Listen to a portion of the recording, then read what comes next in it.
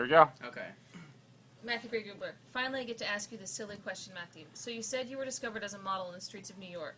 Knowing back then what you know now about how serial killers use that as a trick to lure their victims, how do you think you would have reacted?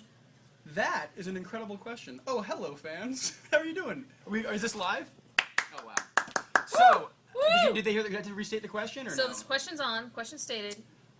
Knowing what I know now about serial killers tracking fans by pretending to be models, I probably, when I was approached in New York about that, probably wouldn't have gone to that cellar basement with that like 45-year-old guy that had the duffel bag, the smelly duffel bag.